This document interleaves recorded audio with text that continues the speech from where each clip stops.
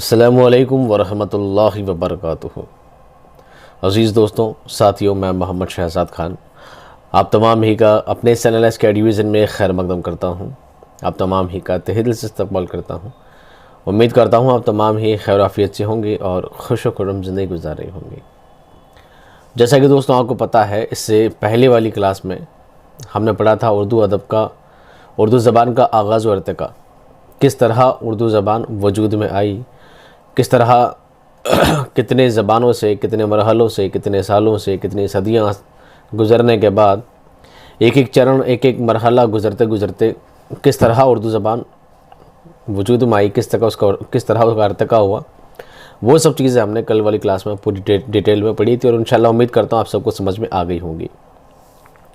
आज की क्लास में दोस्तों हमारा टॉपिक है उर्दू ज़बान की इब्तिदा के मुख्तलिफ़ नज़रियात। आप कहेंगे कि सर ये नई चीज़ क्या है? जब उर्दू की ज़बान की इब्तिदा हो गई तो फिर नया टॉपिक नज़रियात क्या चीज़ है? तो मैं थोड़ा अलग ढंग से घुमा के बात को समझाना चाहूँगा।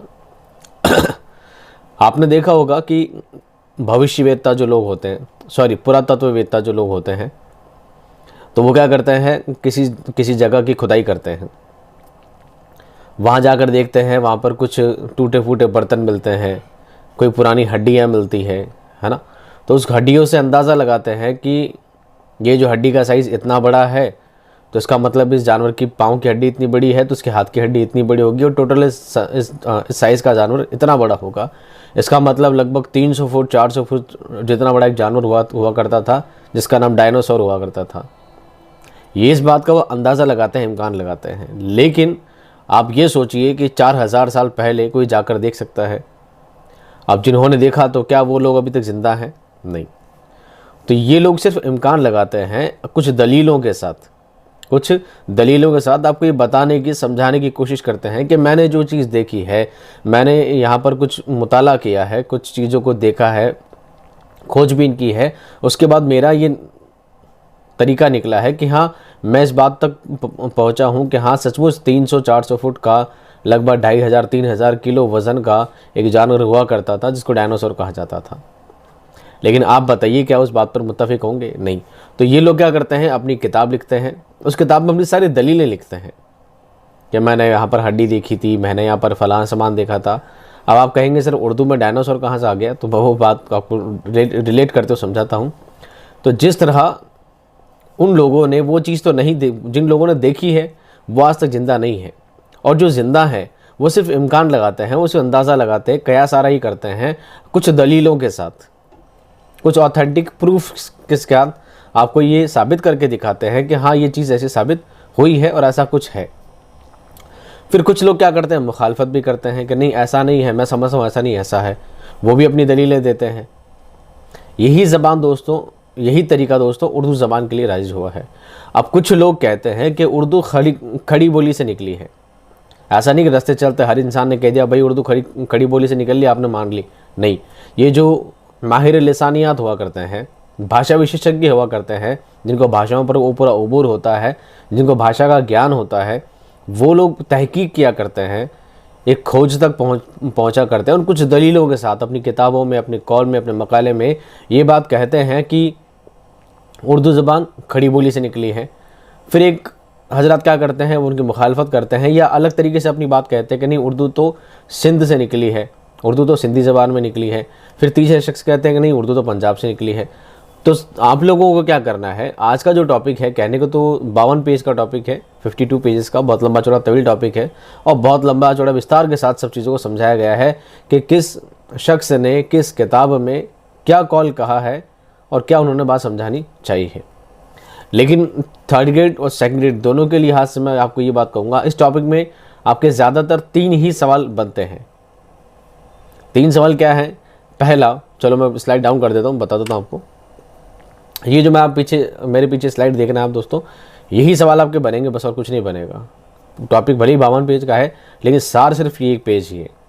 आपसे ये पूछा जा सकता है कि मैंने कितने नाम लिखे हैं, 1 2 3 4 5 6 7 लोगों के नाम हैं, कुछ अकवाल भी हैं ऊपर वाले पेज पर।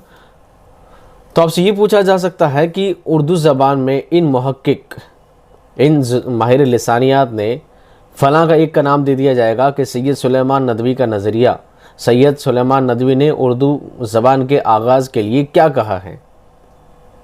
तो आपको ये लाइन याद रखनी है, सैयद सुलेमान नदवी का नज़रिया है कि उर्दू का मस्कन सिंध है और यही इसकी जाए पैदाइश है। यानी वो कहते हैं कि सिंध से ही उर्दू ज़बान क्या हुई है, पैदा हुई है, उसकी इब्तदा हुई है, ये इनका नज़रिया है। तो एक शख्स कुछ और कहते हैं, कोई कहते हैं उर्दू दक्कन में पैदा हुई है, कोई कहते हैं उर्दू खड़ी बोली से निकली है। तो आपको सिर्फ ये याद रखना है ये कॉल किसने कहे हैं और क्या कॉल कहे हैं, ये आपको दो बातें सबसे ज़्यादा याद रखनी है। यही सवाल आपका यहाँ से बनेगा और कोई ज़्यादा सवाल से बनने इम्कान नहीं रहते हैं। अब बनता है दूसरा सवाल। ये पहला सवाल है कि आपको इनका मुहक्किक का, माहिर लिसानियात का नाम याद रखना है, साथ में इन्होंने क्या कॉल कहा है वो कॉल याद रखना है। टोटली 7-8 कॉल ही हैं जो आपको याद रखने, सारे याद नहीं रखने, इतने ही इंपॉर्टेंट है आपके लिए। चाहे थर्ड ग्रेड हो, चाहे सेकंड ग्रेड हो, चाहे अदर भी हो, उर्दू से रिलेटेड जो भी कंपटीशन एग्जाम है इन्हीं से सवाल बनते हैं। दूसरा आपको सवाल याद रखना है कि इन लोगों ने कौन सी किताब में ये बात कही है। ऐसा तो नहीं इन लोगों ने बस रास्ते चलते कोई बात लिख दी, किसी न्यूज़पेपर में छाप दी और बात कल से राइज हो गई, नहीं। इन्होंने अपनी दलीलें दी है, कुछ किताबें लिखी है, उस किताबों में सारी दलील के साथ पेश किया है कि अगर मैं कहता हूँ उर्दू ज़बान खड़ी बोली से निकली है तो देखो ऐसे निकली है। इससे पहले आपको पता है कल वाली क्लास में हमने पढ़ा है कि उर्दू ज़बान खड़ी बोली से निकली है, तो हमने साबित किया ना पूरा लंबा चौड़ा कि 1500 साल पहले कबले मसीह से पहले कौन आर्यई लोग आए थे, ईरान से आए थे, हिंदुस्तान आए थे, फिर उनका द्राविड़ से उन लोगों का झगड़ा हुआ था, फिर संस्कृत आई, संस्कृत से फिर प्राकृत आई, फिर अपभ्रंश आई। इस तरह करते करते एक सिलसिला चलता चलते लास्ट में जाकर खड़ी बोली से उर्दू और हिंदी ज़बान निकली है। हाँ, कल वाली क्लास में दोस्तों एक प्रॉब्लम रह गई थी, मैंने पूरी क्लास सही बनाई थी, परफेक्ट पढ़ा दी थी, एक जगह करेक्शन रह गया था, मैंने पूरा बाद में वापस मुताला किया था, कमेंट आया था बच्चे का 1500 नहीं एक जगह 500 लिखना आ गया था मुझसे गलती से, 500 नहीं 1500 थे।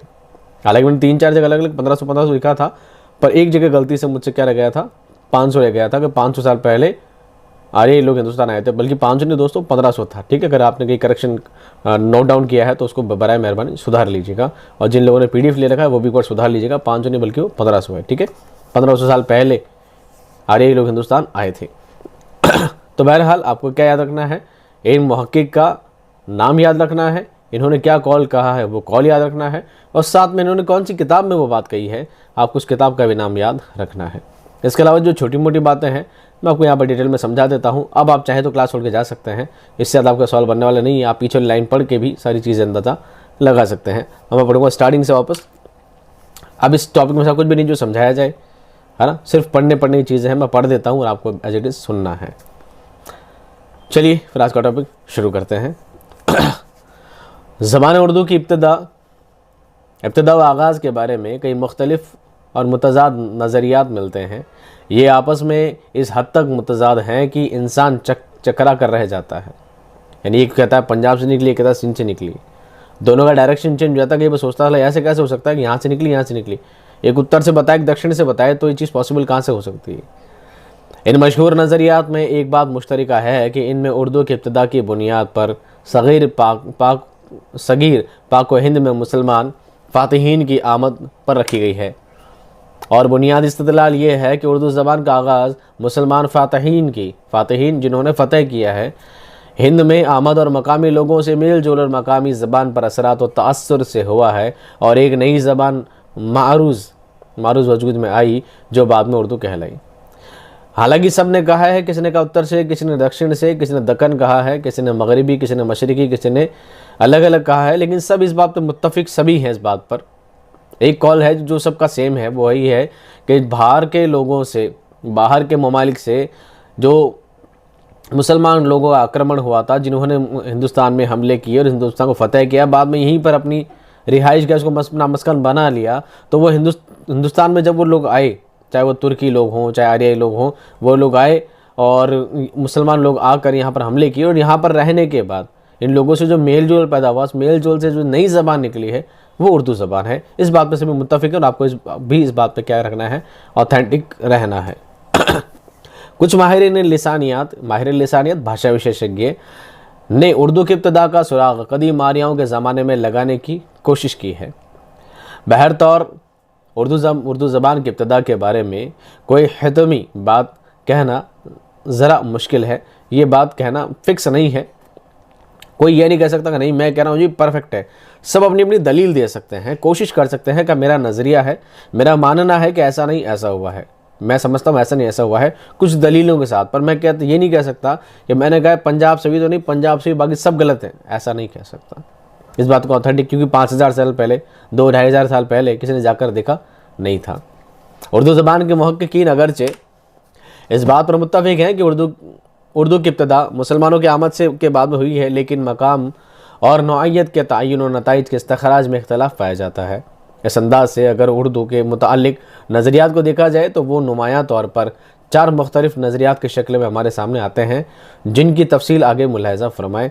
अब हम क्या करेंगे, तफसील अलग अलग पढ़ेंगे कि किन किन लोगों ने इस बारे में क्या क्या कहा है। बहुत ज़्यादा डिटेल में नहीं, लेकिन जो काम की चीज़ें वो मैं आपको बता दूंगा, ठीक है। पहला नज़रिया पढ़ रहे हैं, मोहम्मद हुसैन आज़ाद का नज़रिया। किसका नज़रिया?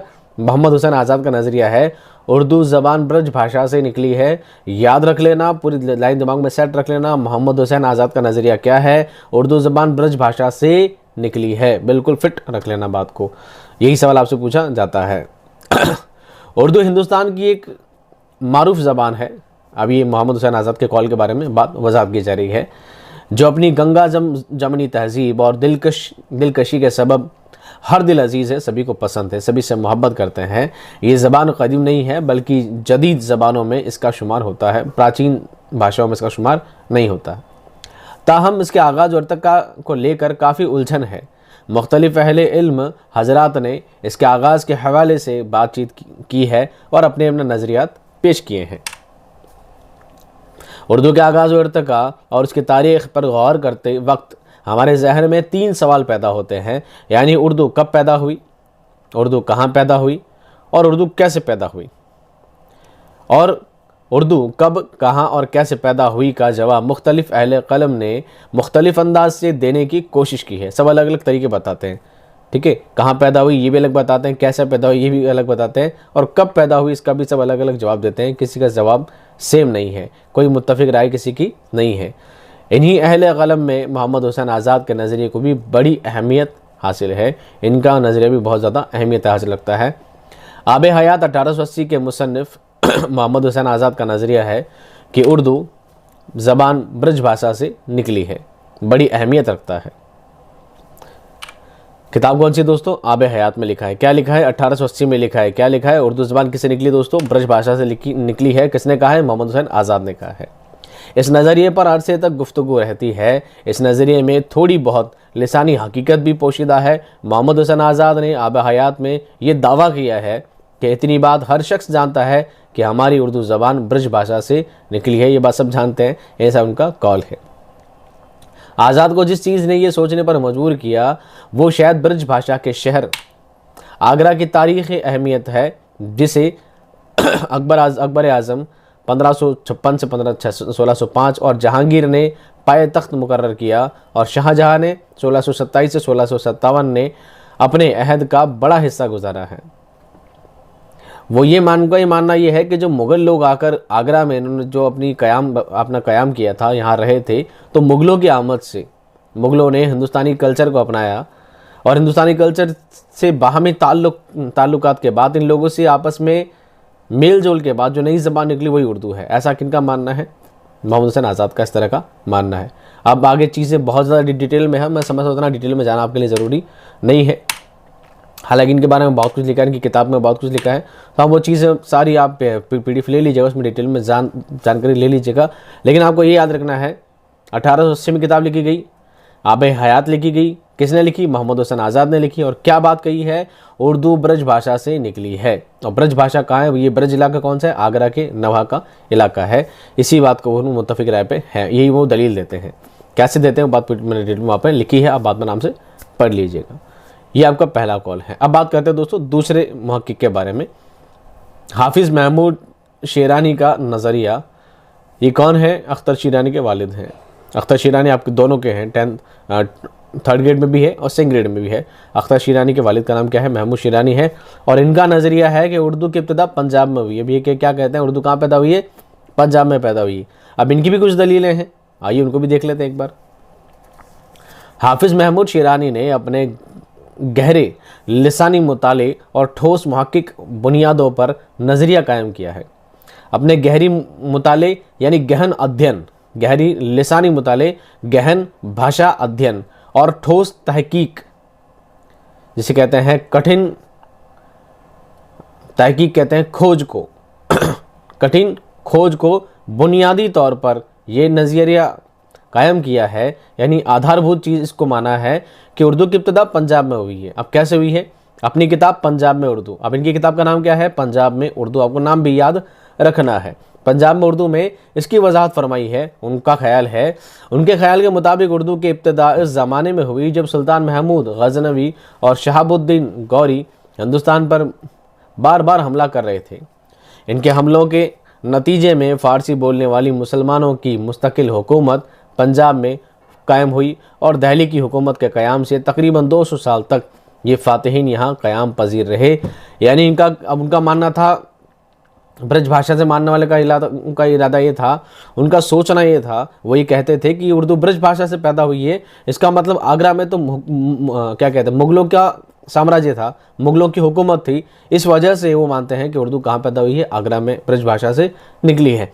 लेकिन इनका नज़रिया कुछ अलग है। महमूद शिरानी कहते हैं, इनका भी काफ़ी ऑथेंटिक बात है कि जब महमूद गजनवी जैसे लोग जब हिंदुस्तान में बार बार हमला कर रहे थे और काफ़ी लंबे समय तक इन लोगों ने हिंदुस्तान में क़याम भी अपना रखा है, अपना क़याम यहीं पर जमाया है, तो ये लोग कहते हैं कि पंजाब के नवाह में, पंजाब के इर्द गिर्द में ये लोग रहा करते थे और ये लोग फ़ारसी बोला करते थे। जब फ़ारसी ज़बान और यहाँ के लोगों की ज़बान आपस में मिलजुल कर एक नई ज़बान जो वजूद में आई, वही ज़बान क्या कहलाई दोस्तों? उर्दू कहलाई। ठीक है, अब ये चीज़ बहुत ज़्यादा डिटेल में है, पूरी बातें आपके लिए जानना भी ज़रूरी भी नहीं है। आपको सिर्फ किताब में याद, किताब का नाम रखें, किताब का नाम है पंजाब में उर्दू। किताब का नाम है पंजाब में उर्दू। किसने लिखी है? महमूद खान शिरानी ने। और कॉल क्या है कि उर्दू ज़बान पंजाब से निकली है। ठीक है, इस तवील अरसे में ज़बान बुनियाद ढांचा सूरत पजीर हुआ। इस नज़रिए की सदाकत के सबूत में शिरानी साहब ने इस इलाके के बहुत से शोरा का कलाम पेश किया है और कहते हैं कि उर्दू जब पैदा हुई है तो ऐसा नहीं है कि डायरेक्टली उर्दू पैदा हो गई। यहाँ के बहुत सारे शायर शोरा हुए हैं, अदीब हुए हैं, उनका नाम बताया पुराने लोगों का दलीलों के साथ, कि इस हिसाब से मैं कह सकता हूँ कि हाँ, उर्दू कहाँ पैदा हुई है? पंजाब में पैदा हुई है। अब ये बात बहुत लंबी चौड़ी है तफसील के साथ, अब आप इसको पूरा पढ़ना आपके लिए मुनासिब नहीं है और आपका टाइम भी ख़राब होगा। लेकिन बेहतर है कि आप इसे क्या करें, PDF लेकर डिटेल में सब बातों का आराम से पढ़ लीजिए। अगला मुहक्किक जो है दोस्तों वह है नसीरुद्दीन हाशमी। बहुत अहम शख्सियत है। नसीरुद्दीन हाशमी का नज़रिया है उर्दू दक्कन में पैदा हुई। दक्कन यानी दक्कन में, इसको दक्कन भी पढ़ते हैं, दक्कन भी पढ़ते हैं, हिंदी में इसको दक्षिण बोलेंगे। क्या बोलेंगे? दक्षिण भारत में क्या पैदा हुई? उर्दू पैदा हुई है। कैसे और क्यों? इनकी दलीलें क्या हैं? देखिए, नसीरुद्दीन हाशमी उर्दू ज़बान का सुराग दक्कन में लगाते हैं। सुराग यानी क्या कहते हैं? सबूत। एक सुराग लगता है ना हाथ में, जब कोई मुजरिम पकड़ा जाता है उसके सुराग लाओ, प्रूफ लेकर आओ। उनका सुराग का लगाते हैं? दक्कन में लगाते हैं। उनकी बुनियादी इस्तदलाल ये है कि तुलू इस्लाम से बहुत पहले अरब हिंदुस्तान में मालाबार के साहिलों पर, साहिल तट है ना, साहिलों पर बगरज तिजारत आते थे। इनका कॉल थोड़ा और चेंज है। अरब के लोग कहाँ आते थे? हिंदुस्तान आते थे। कहाँ से? मालाबार तट से आते थे। काय के लिए? तिजारत करने के लिए, व्यापार करने के लिए आते थे। तिजारत के ज़िमन में इनके ताल्लुकात मकामी लोगों से यकीनन होते थे। रोज़मर्रा की गुफ्तगू और लेन देन के मामलात में यकीनन उन्हें ज़बान का मसला दरपेश आता होगा। वो लोग अरबिक ज़बान बोला करते थे, ईरानी ज़बान बोला करते थे, फ़ारसी ज़बान बोला करते थे। दूसरी ज़बान के लोग जब यहाँ पर आएंगे और बात करेंगे तो जाहिर सी बात है इन लोगों में ज़बान का मसला दरपेश आएगा, सामने आएगा। ये इनकी बात नहीं समझ पा रहे, वो इनकी बात नहीं समझ पा रहे। इसी मेल मिलाप और इख्तलात और इर्तबात की बुनियाद पर नसीरुद्दीन हाशमी ने यह नज़रिया तरतीब दिया कि उस ज़माने में जो ज़बान अरबों और दक्कन के मकामी लोगों के माबैन यानी बीच में मुश्तरक वसीला इजहार करार पाई, वो उर्दू की इब्तदाई सूरत है। जदीद तहकीकात की रोशनी में ये नज़रिया काबिल कबूल नहीं। डॉक्टर गुलाम हुसैन इस नज़रिए की तरदीद करते हुए कहते हैं, तरदीद कहना मतलब रद्द करना। अब वो तो ये कहते हैं, यानी हम बात कर रहे हैं नसीरुद्दीन हाशमी, वो कहते हैं कि उर्दू कहाँ पैदा हुई दोस्तों? दक्कन में पैदा हुई। कहाँ हुई? दक्कन में। कि अरब के जो लोग थे वो लोग जब हिंदुस्तान आते थे, तिजारत करने आते थे, बिज़नेस करने आते थे, पर इन लोगों को ज़बान का मसला पेश आता था तो इन लोगों ने बीच की जो ज़बान निकाली, इन लोगों के बाहमी मेल जोल से, मेल मिलाप से जो नई ज़बान निकली है वही उर्दू है, ऐसा इनका मानना है, कहना है। लेकिन डॉक्टर गुलाम हुसैन इस बात का क्या करते हैं, इस नज़रिए को रद्द करते हैं कि वो कहते हैं नहीं, ये बात गलत है। वो क्या कहते हैं, वो कह रहे हैं अरबी एक सामी उन नस्ल ज़बान है जबकि उर्दू का ताल्लुक आर्य ख़ानदान से है। मैंने बताया था उर्दू के ज़बानों के ख़ानदान हैं बड़े 8 ख़ानदान, उसमें से एक ख़ानदान कौन सा है दोस्तों, हिंद आर्य ख़ानदान। और हिंद आर्य ख़ानदान से, हिंद यूरोपीय ख़ानदान से ही क्या निकली, उर्दू निकली है।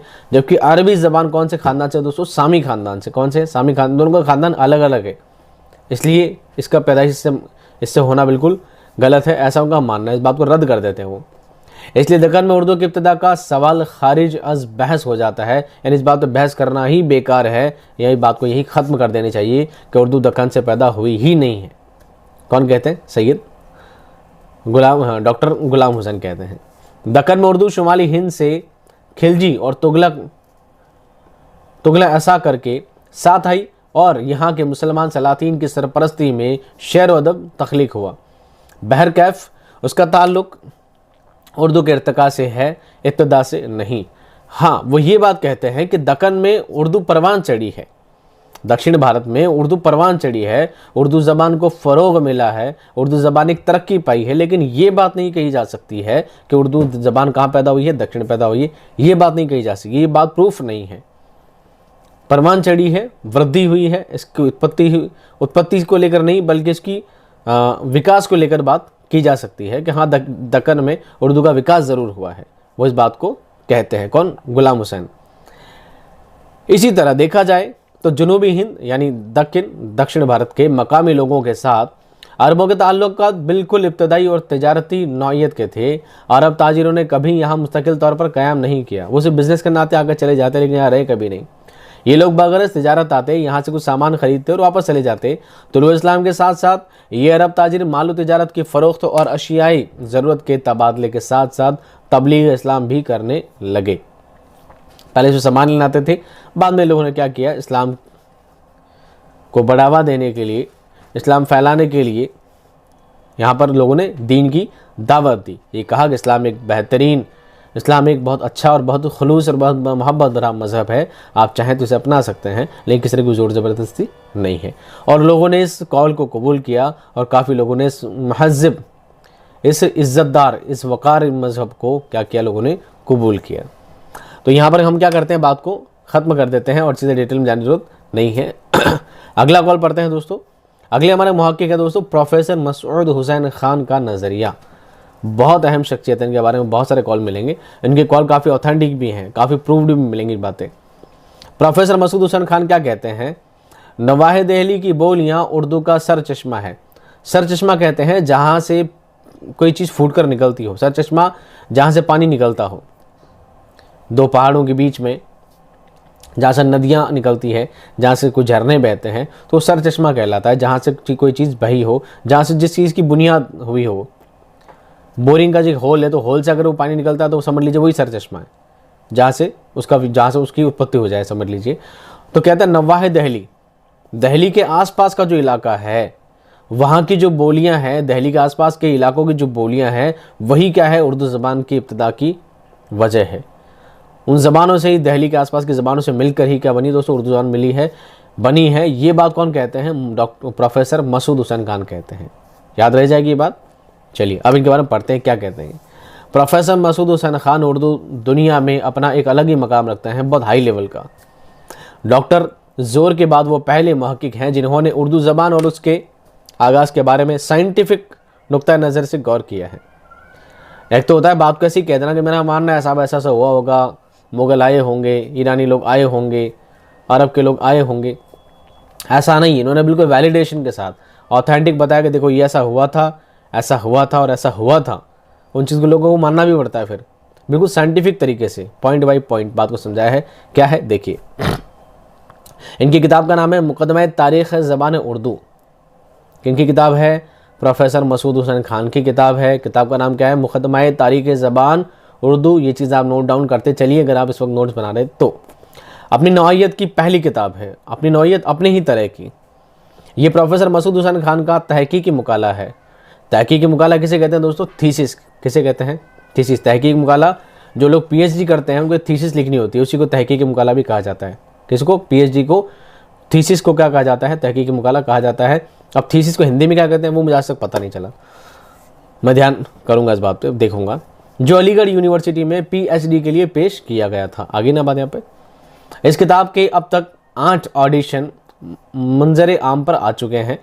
पहला एडिशन 1948 में शाया हुआ और 8वां एडिशन 1986 में मंजर आम पर आया। प्रोफेसर मसूद हुसैन खान ने अपनी किताब में उर्दू के आगाज़ से मुतालिक जो नज़रिया पेश किया है उसमें उन्होंने हरियाणी पर पूरा जोर दिया है। क्या लिखते हैं? कदीम दक्कनी ज़बान के मुताले के सिलसिले में अब तक हरियाणी को बिल्कुल नज़रअंदाज किया गया है। हालांकि यही ज़बान है जो क़तई नज़र शहर दिल्ली, ज़िला दहली में आज भी बोली जाती है। हरियाणी ज़बान आसपास बोली जाती है दिल्ली के आसपास के इलाके में। उर्दू कदीम से मुताल्लिक़ लिसानी तहकीक के सिलसिले में जो अहमियत हरियाणी को हासिल है उसकी तरफ सबसे पहले इशारा प्रोफेसर जुल ब्लॉक, ये झोल ब्लॉक है, जुल ब्लॉक ने अपने मजमून हिंद आर्य लिसानियात के बाज़ मसाइल में किया है। कदीम उर्दू का पंजाबीपन यानी पंजाबीपन हरियाणीपन भी है, लेकिन कदीम उर्दू दक्कनी की ये सूतियाती और शक्लियाती खुसूसियत सिर्फ हरियाणी से ही मखसूस नहीं है, बल्कि जमुना पार की खड़ी बोली के इलाके में भी ये खुसूसियत में जाती है। यही वजह है कि उर्दू में दोनों के अनासिर पाए जाते हैं, लेकिन चूँकि दहली एक मुद्दत तक सदर मकाम रहा है इसलिए उर्दू का ताल्लुक़ खड़ी बोली से ज़्यादा है। आप इस चीज़ को ना कॉमन लैंग्वेज में भी समझ सकते हैं। एक यूपी है, दिल्ली है, एक हरियाणा साइड है, तो ये लोग कहते हैं कि हरियाणा को तो बिल्कुल अलग कर दिया उर्दू से, जबकि नहीं, हरियाणा भी उससे कहने के अटैच है। हरियाणा भी उससे अटैच है। हरियाणा से ही हरियाणा और दिल्ली यूपी का पूरा जो एक बेस है ना, पूरा यहीं से क्या निकली है, यहीं से क्या निकली, उर्दू ज़बान की इब्तिदा हुई है, यहीं से शुरुआत हुई है। और देखा जाए तो दिल्ली के आसपास के इलाके में सबसे ज़्यादा कौन ज़बान बोली जाती थी? खड़ी ज़बान, खड़ी बोली बोली जाती थी, उसी से ही उर्दू निकली है। और यहीं पर सभी क्या करते हैं, इस बात को सभी इस बात को ऑथेंटिक और प्रूव्ड इस बात को मानते हैं। मुकदमा तारीख़ ज़बान उर्दू में के 8वें एडिशन में प्रोफेसर मसूद हुसैन खान ने अपने नज़रिए पर नज़रसानी करके इस कतईयत दे दी। उनका नज़रिए का खुलासा है कि ये उर्दू ब्रज, हरियाणी और खड़ी बोली से मिलकर बनी है। ब्रज यानी आगरा वगैरह के आसपास का इलाका, हरियाणी यानी हरियाणा का इलाका, और खड़ी बोली यानी दिल्ली के आसपास का इलाका। इन तीनों से मिलकर क्या बनी दोस्तों? उर्दू बनी है। किताब का इख्तिताम वो इस तरह करते हैं। ज़बान दहली वो पीरामंश उर्दू का असल मंबा और सरचश्मा है, और हज़रत दहली इसका हकीकी मादुला व मंशा है। अब पूरी चीज़ डिटेल में ना जाकर हम चलते हैं दोस्तों अगले मुहक्किक की तरफ। अगले मुहक्किक हैं डॉक्टर महिउद्दीन कादरी ज़ोर। डॉक्टर महिउद्दीन कादरी ज़ोर, अब ये क्या कहते हैं? ये कहते हैं उर्दू ज़बान की पैदाइश हरियाणवी से हुई है, ऐसा वो भी कहते हैं। लेकिन क्या कहते हैं लास्ट में, अगर बात को ख़त्म करते हैं कि खड़ी बोली से ही उसका बेस है, उसका वजूद है। अब डॉक्टर महिउद्दीन कादरी कहते हैं, यूँ तो डॉक्टर महिउद्दीन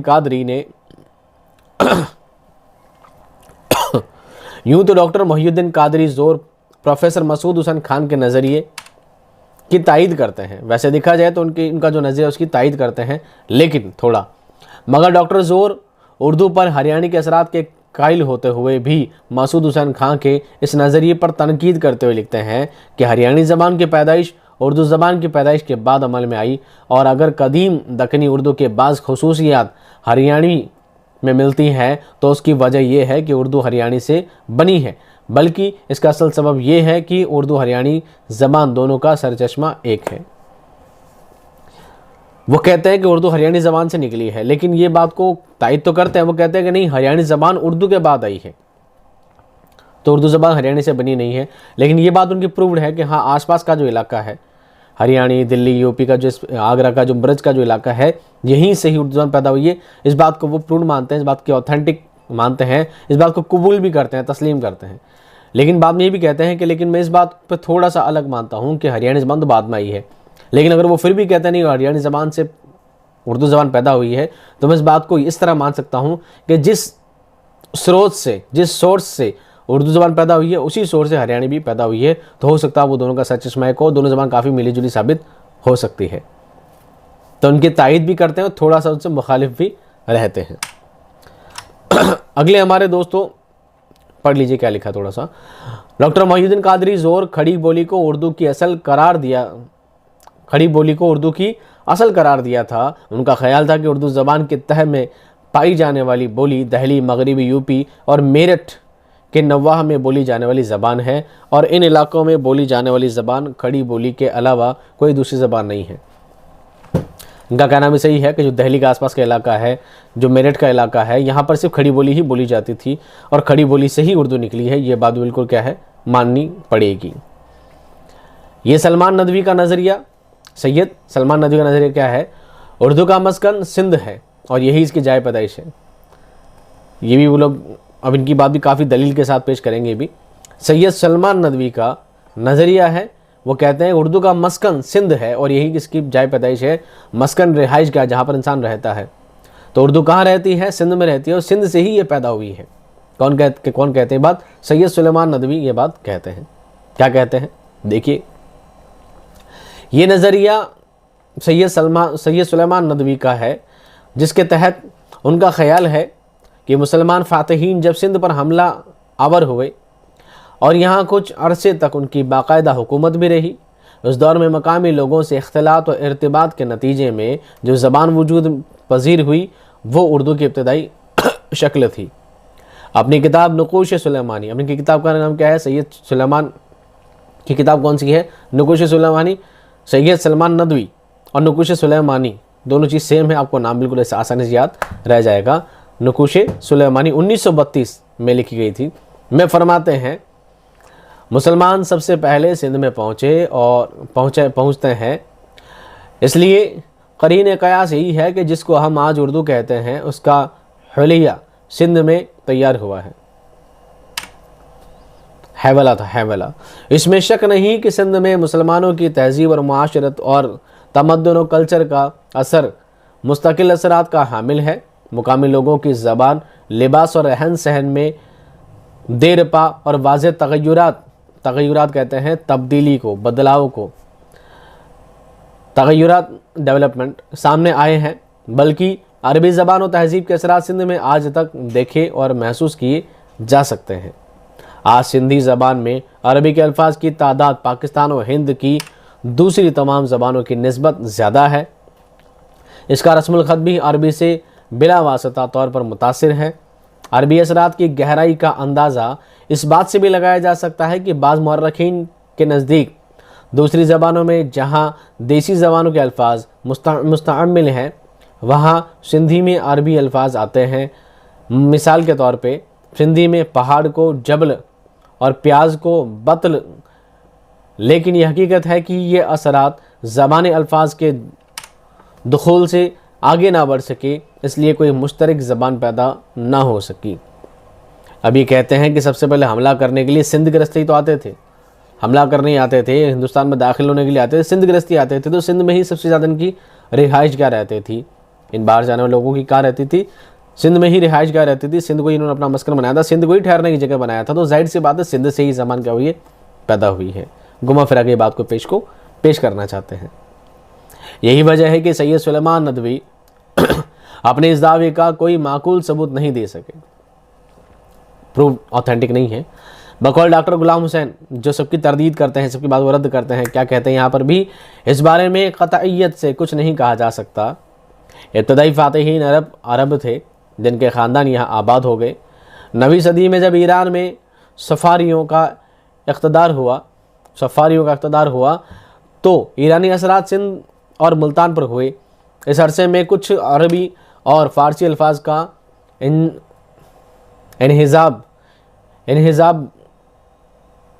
इंजज़ाब मकामी ज़बान में ज़रूर हुआ होगा। इससे कई नई ज़बान की इब्तदाई क़यास शायद दुरुस्त ना होगा। इस दौर के बाद सयाह पर्यटक ने यहाँ अरबी, फारसी और सिंधी के रिवाज का जिक्र ज़रूर किया है, मगर इन बयानात से ये वाज़ेह नहीं हो सकता कि यहाँ किसी नई मखलूक ज़बान का वजूद भी था। अलबत्ता कयास किया जा सकता है कि सिंधी और मुल्तानी में अरबी और फ़ारसी की आमेज़िश हुई होगी। इस आमेज़िश का हैवाला करना कहाँ तक मुनासिब है, खातिर ख्वाह मवाद की अदम मौजूदगी में इसका फ़ैसला करना दुश्वार है। वो कहते हैं इस तरह कयास लगाना कि हाँ वो लोग अरब वाले लोग, मुल्तान के लोग, बाहर के लोग सिंध से हिंदुस्तान में आए थे, सिंध में इनकी रिहाइश क्या थी, और सिंध वाले लोग सिंध की ज़बान में अरबी की काफ़ी तासुरात से अरबी के लफ्ज़ आए थे। ये बात मानी जा सकती है कि सिंधी ज़बान में अरबी के काफ़ी सारे लफ्ज़ शामिल हैं, लेकिन ये बात नहीं कही जा सकती कि उर्दू भी उसी से पैदा हुई है। ये कहना बिल्कुल बजा तौर पर गलत होगा। अगले और सबसे अहम मुहक्किक हमारे दोस्तों डॉक्टर शौकत सब्ज़वारी। कौन है डॉक्टर शौकत सब्ज़वारी? और इनका नज़रिया तो आपको मानना नहीं बल्कि पूरा दिमाग में फिट रखना है। डॉक्टर शौकत सब्ज़वारी का नज़रिया है उर्दू खड़ी बोली से निकली है। और कैसे निकली है, कल वाली क्लास में हम पूरा 1 घंटे में डिटेल में जान चुके हैं। वो इस बात को प्रूव करते हैं हर तरह से, बिल्कुल वैज्ञानिक तौर पे क्या करते हैं, प्रूव करते हैं उर्दू खड़ी बोली से ही निकली है। और हमें भी इसी बात को क्या करना है दोस्तों, तस्लीम करना, इसी बात को मानना है हमें। ठीक है, क्या कहते हैं देखिए। उर्दू ज़बान के आगाज़ के बारे में डॉक्टर शौकत सब्ज़वारी के नज़रिए को समझने के लिए उनकी दूसरी किताब, कौन सी किताब, दास्तान ज़बान उर्दू 1961 से बड़ी मदद मिलती है। उसमें काफ़ी विस्तार में चीज़ों को बयान किया गया है। इस किताब में एक जगह वो अपने नज़रिए की वजाहत पर एतमाद तरीके से इस तरह करते हैं, क्या कहते हैं, नई हकीकत के मुताबिक संस्कृत, पाली, शोरसेनी, महाराष्ट्री, मगरिबी, अपभ्रंश एक ज़बान के मुतअद्दिद अदबी रूप है। ये ज़बान मध्य देशा के वसत मुल्क बालाई दोआबे में बोली जाती थी, जिससे निखर कर ये ज़बानें बनी। उर्दू या हिंदुस्तानी अपभ्रंश के उस रूप से माखूज है जो 11वीं सदी के आगाज़ में मध्य देशा में राइज थी। आदिच्या, प्राच्या, मध्य देशा सब मैंने कल डिटेल में बताया था। नहीं देखा तो उसे पहला वाला वीडियो देख लीजिए ताकि आपको आसानी होगी इन चीज़ों को समझने में। नहीं तो ये सारी बात आपके दिमाग से ऊपर से निकल भी जा सकती है। डॉक्टर शौकत सब्ज़वारी के ख्यालात में बड़ी हद तक सच्चाई है। उन्होंने तमाम ज़बानों बिलखुसूस प्राकृत और अपभ्रंश को समेट लिया है, जैसा हमने कल पढ़ा था, जो बालाई दोआबे की मुख्तलिफ ज़बानों के अदबी रूप रहे हैं। और ये नतीजा अख्ज़ किया कि खड़ी या हिंदुस्तानी उर्दू बालाई दोआबे में बोली जाने वाली ज़बानों की फितरी और तरक्की याफ्ता सूरत है। इस तरह वो प्रोफेसर मसूद हुसैन खान के नज़रिए से करीब पहुंच जाते हैं। जैसा मसूद हुसैन खान भी कहते हैं कि उर्दू दिल्ली और आसपास के इलाकों में फैली है, उनकी बात भी वैसे ही प्रूव हो जाती है कि हाँ ये बात तो ठीक है, दिल्ली का, आगरा का, ब्रज का, ये सब आसपास का जो एरिया है, इन्हीं सबसे उर्दू ज़बान की इब्तिदा हुई है।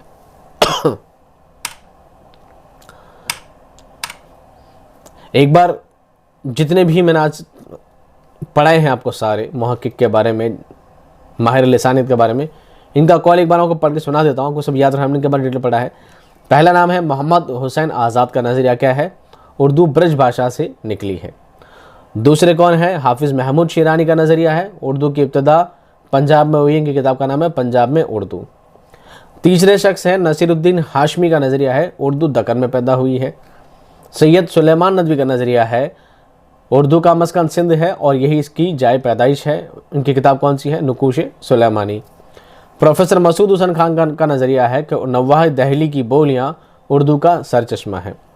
डॉक्टर मोहिउद्दीन कादरी का ज़ोर का नज़रिया है, उर्दू ज़बान की पैदाइश हरियाणवी से हुई है। और डॉक्टर शौकत सब्ज़वारी का और सबसे ऑथेंटिक नज़रिया है, उर्दू खड़ी बोली से निकली है। ये सब आपको क्या करना है दोस्तों, याद करने हैं। इसके बाद 2 पेज और आपको ऊपर बच जाते हैं। उर्दू के मुतालिक इसके अलावा और भी नज़रियात हैं, हस्ब ज़ैल हैं, यानी ये तो लोग ऑथेंटिक जिनके बारे में डिटेल में मैंने पूरा आपको बयान किया है। कुछ लोग और भी इसके बारे में कहते हैं, कुछ लोगों की बातें हैं, कुछ अक़वाल वगैरह भी इसके बारे में लोग कहते हैं। क्या कहते हैं, ये अक़वाल आपको याद रखने हैं। उन पेज के साथ ये अक़वाल आपको क्या रखना है, याद रखना है। यहाँ से आपके सवाल बनने के सबसे ज़्यादा इम्कान बनते हैं। पूरा ध्यान से सुन लीजिएगा, 2 पेज हैं। मीर अमन दहलवी क्या कहते हैं, उनके मुताबिक उर्दू अकबर के ज़माने में पैदा हुई है और शाहजहाँ के अहद में इसने तरक्की की है। कौन कहते हैं, मीर अहमद दहलवी क्या कहते हैं कि उर्दू कहाँ से निकली है, अकबर के ज़माने में शुरू हुई है और शाहजहाँ के ज़माने में इसने क्या पाई है, तरक्की पाई है। ये बात एक महक्किक भी कहते हैं कि मुगलों के आने से ही आगे बढ़ी है। दूसरा कॉल किसका दोस्तों? डॉक्टर सुहेल बुखारी कहते हैं उर्दू की जाए पैदाइश उड़ीसा को मानते हैं। किसको मानते हैं दोस्तों? उड़ीसा को मानते हैं। उड़ीसा जगह ना आज भी। डॉक्टर मोहिउद्दीन कादरी जोहर का कहना है उर्दू की पैदाइश हरियाणवी ज़बान से मानते हैं। डॉक्टर शौकत सब्जवारी कहते हैं दो आब गंगो जमन को उर्दू का असल मंबा मानते हैं। गंगा और जमुना तहजीब को, गंगा और जमुना के बीच का जो एरिया है उसी को ही क्या मानते हैं? वो इसका सर चश्मा मानते हैं कि यहीं से क्या निकली है? उर्दू ज़बान पैदा हुई है। डॉक्टर ज्ञानचंद जैन का कॉल आपको सबसे ज़्यादा याद रखने को मिलेगा क्योंकि इनका कॉल सबसे ज़्यादा बार एग्जाम में पूछा गया है। इनका ख्याल है कि उर्दू खड़ी बोली से निकली है। डॉक्टर शौकत सब्जवारी की क्या करते हैं? शौकत सब्जवारी की तायद करते हैं कि हाँ बिल्कुल बात सटीक है, और इस बात को ऐसा लिखते हैं कि उर्दू की जाए असल खड़ी बोली है, और सिर्फ क्या है? खड़ी बोली है। इस बात को पूरी तहकीक और पूरे जोर के साथ कहते हैं। ठीक है, क्या कहते हैं कि उर्दू का असल क्या है? खड़ी बोली है।